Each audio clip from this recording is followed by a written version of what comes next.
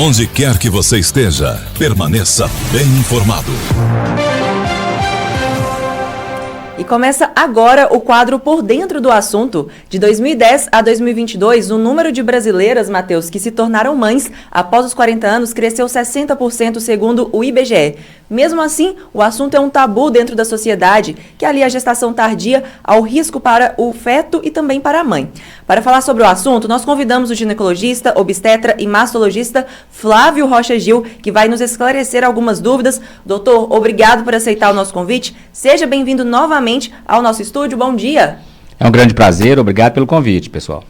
Doutor, inicialmente eu queria que o senhor falasse para a gente sobre o que tem motivado cada vez mais mulheres a engravidar após os 40 anos. O senhor já observa essa tendência dentro do consultório? Sem dúvida, isso já acontece há alguns anos, né? É uma tendência da sociedade moderna e que não é uma questão de questionamento, não tem volta, né? Hoje a vida que a mulher, né, leva, ela vai escolher o filho a hora que ela quiser.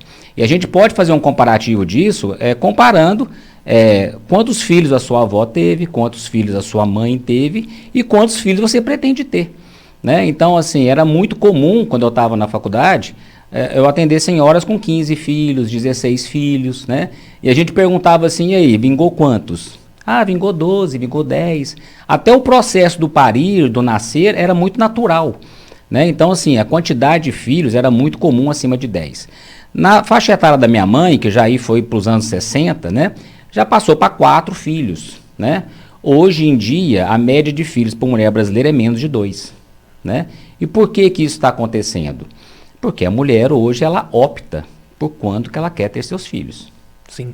E, doutor, quando a gente entra nessa questão, quais são os principais riscos médicos associados à gravidez depois dos 40 anos? Eles são realmente altos ou podem ser controlados com acompanhamento adequado? Antes de tudo, um bom dia para o senhor, um prazer revê-lo agora aqui na Jovem Pan Patos. O prazer é meu. Então, na verdade, esse negócio de risco é muito relativo, né? Porque se a pessoa não teve nenhum filho, você falar para ela, olha, aumenta risco de abortamento, aumenta risco de pré-eclâmpsia, aumenta risco de síndromes, mas se ela não teve filho, a vontade dela é muito maior do que qualquer risco que ela vá correr. É diferente quando a pessoa já teve 2 filhos, né, e está planejando um 3º filho. Ela vai pôr na balança, sim, os riscos maiores que ela pode estar correndo. De fato, aumenta, sim, a capacidade dela engravidar diminui, ela não tem a mesma capacidade de engravidar que uma menina de 25 anos, né? O declínio da fertilidade começa a acontecer a partir dos 35 anos. Então, é um processo que ela vai enfrentar caso ela vai ela vai relativizar isso na vida dela. E aí, uma coisa que também está crescendo muito, aí a gente pode discutir isso em paralelo, é a questão do congelamento de óvulos. Porque essa mulher que já está planejando a sua vida, sabe que antes dos 40 anos ela não vai conseguir engravidar por um planejamento profissional, educacional, uma série de coisas, contexto de cada uma, que ela fala, eu vou congelar os meus óvulos. Ou talvez ela não tenha o parceiro naquele momento. Ela fala assim, olha, eu queria muito ser mãe agora, mas eu não tenho meu parceiro, e eu não vou ter filho, produção independente, né? Então, o congelar os óvulos já é uma realidade comum e a gente já vê isso acontecer com uma certa frequência. Doutor, e Larissa também, se a gente buscar recentemente, a gente teve o caso da cantora Alexa, que acabou perdendo o bebê, uma apresentadora que agora me fugiu o nome da TV Globo, tá ali sempre no encontro e também no Mais Você, ela estava chegando na reta final da sua gravidez, acabou perdendo o bebê também. A gente teve o caso da apresentadora Eliana, que teve descolamento da placenta e precisou ficar meses internadas. Doutor, qual que é a recomendação? É realmente fazer um planejamento desde já se pretende ou não ter filhos? Sim, a gente tem que analisar o processo que a mulher nasce com a sua quantidade de óvulos já definida desde o seu nascimento. A partir do momento que ela nasce, a quantidade de óvulos que ela vai eliminar ao longo de toda a sua vida já está definida ao nascimento. A partir do momento que ela menstrua a primeira vez, ela começa a ovular e assim ela começa a gastar os seus óvulos. Então, uma mulher de 40 anos, ela tem que pôr em conta que aquele óvulo tem 40 anos. Na verdade, tem mais de 40, porque já era da vida embrionária. Então, uma célula mais velha é uma célula que traz mais dificuldades em todos os aspectos. E é por isso que se aumenta os riscos durante a gravidez.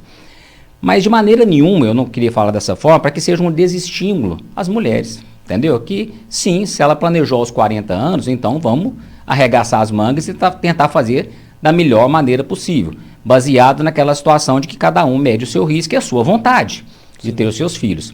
Sabendo disso, se é possível planejar e congelar os seus ovos, seria mais interessante ainda. E doutor, o senhor falando a respeito desse planejamento, né, vamos fazer de tudo para planejar e minimizar esses riscos. Como que é feito esse planejamento? Então, por exemplo, se eu não congelei os meus óvulos, mas decido então ter um filho aos 40 anos, quais são as instruções que o senhor como médico, né, e os cuidados que a mulher deve ter para que essa gestação seja o mais tranquila possível? Bom, eu acho que aí um planejamento assim, do estilo de vida saudável, né? A mulher cuidar do seu peso, cuidar da sua alimentação, fazer a suplementação vitamínica que é necessária, né? Estudar alguns fatores de risco, como trombofilia, os fatores de risco para pré-eclâmpsia e entrar com esses medicamentos preventivos já no momento certo, no momento adequado da gravidez, são algumas medidas que a gente pode adotar e fazer com que a gravidez transcorra da melhor maneira possível. E, lógico, uma série de medidas durante o pré-natal, né, que nós adotamos para poder cuidar melhor dessa paciente. Doutor, quais são alguns mitos que o senhor considera mais prejudiciais quando a gente fala da gravidez com 40 anos ou 40 mais? Eu acho que talvez trazia um certo constrangimento para as mulheres falar que estava grávida assim acima dos 40 anos, entendeu? Falar que ela ia ser vó, que o menino ia ser da tia do irmão. Assim, eu acho que talvez isso coisa mais do passado, sabe? Porque hoje em dia não, né? A sociedade está muito aberta para tantas coisas, né? Uma gravidez aos 40 anos é sempre uma alegria muito grande. Não resta dúvida, Matheus, que no inconsciente, todo mundo tem medo da gravidez, né? A gravidez, ela dá medo, entendeu? Em todos os aspectos. Medo de morrer, medo de trazer um filho com problema, medo do autismo, medo de síndromes. É tanta coisa que no inconsciente está martelando a cabecinha ali, aquele medo, certo? Então, volta a falar, isso vai do tamanho da vontade de realizar o sonho de ser mãe, né? E isso está acima de qualquer coisa. E a gente prevenir o que é possível de ser prevenível. O restante, como diria minha santa mãe, ser mãe é uma viagem só de ida. Não tem a passar de volta, entendeu? Verdade. Então você tem que assumir os riscos, né? Ninguém vai te dar um contrato falando assim, assina aqui que vai dar tudo certo. Não. Você tem que assumir o risco e achar bons parceiros para que conduza a sua gravidez da melhor maneira possível e dentro do que é prevenível. Existem situações que não são preveníveis. O senhor falando a respeito de medo, eu que não sou mãe, eu também sinto ansiedade de pensar nisso, sim, mas eu vejo que é uma tendência natural, até das minhas amigas, das pessoas próximas, aguardarem, né, um pouco.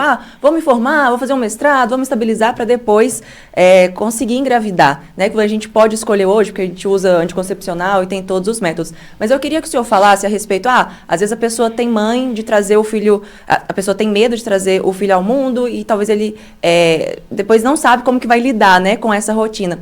É verdade ou é mito com relação à gravidez tardia? Pode causar riscos mesmo ao feto? Por exemplo, malformações? Isso é só um exagero ou é verdade? Sim, não, aumenta risco de síndromes e aumenta risco de malformações, sim. Mas não é um risco que justifique não querer engravidar, certo? Então, assim, isso é uma verdade, mas se a gente colocar na conta, síndrome de Down, por exemplo, é uma coisa já sabidamente de muitos anos que as mulheres acima dos 40 anos têm um risco maior de síndrome de Down. Mas em números absolutos, quais mulheres têm mais crianças com síndrome de Down? As mais jovens ou as mais velhas? As mais jovens. Porque a quantidade de mulheres jovens grávidas é muito maior do que a quantidade de mulheres acima dos 40 anos. Mas se você pegar relativamente, o risco de uma mulher com síndrome de Down acima dos 40 anos é maior do que a mulher mais jovem, certo? Então, é um risco que se assume. E como o senhor disse, é um risco que se assume, não existe um contrato de segurança, mas acredito que não há algo melhor do desejo da pessoa, caso ela queira, do que ser mãe, do que ser pai também, porque quando a gente fala da gestação, a gente acaba pensando muito na mãe, mas a gente tem que pegar a responsabilidade pro pai também, como o senhor bem disse, de acompanhar, de ser literalmente um parceiro, né, doutor, a essa mulher que é mãe do seu filho, independentemente de qualquer coisa, não é mesmo? Sim, e como a sociedade mudou, né, Matheus? Se você vê a participação dos pais hoje nos pré-natais, é impressionante, né? tanto na rede pública quanto na rede privada, né? Os pais acompanhando, participando do processo, ajudando na criação, ajudando a trocar fralda, revezando noites.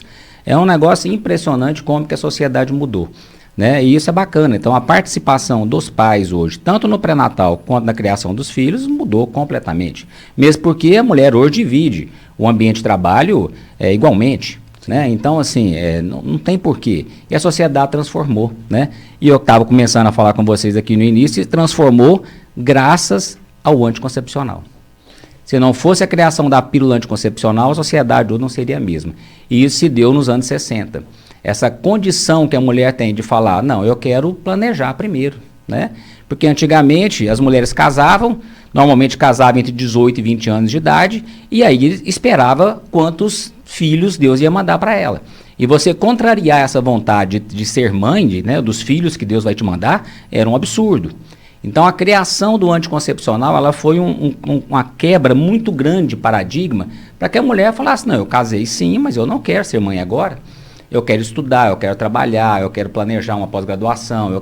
E isso introduziu a mulher no mercado de trabalho, isso fez com que ela planejasse e, consequentemente, fez com que a sua paridade, a sua idade do seu primeiro filho, jogasse bem mais para frente. Então, como eu disse, é um processo da sociedade moderna que não tem volta, que nós temos que nos adaptar da melhor maneira possível, porque é uma realidade. E quando a gente fala de realidade, que bom que nós temos bons profissionais como o senhor, que é uma grande referência nesse e em tantos outros assuntos. Doutor, muito obrigado pela participação do senhor aqui no Jornal da Manhã Patos. Espero o senhor de volta mais vezes. Muito obrigado. É sempre um prazer, Matheus.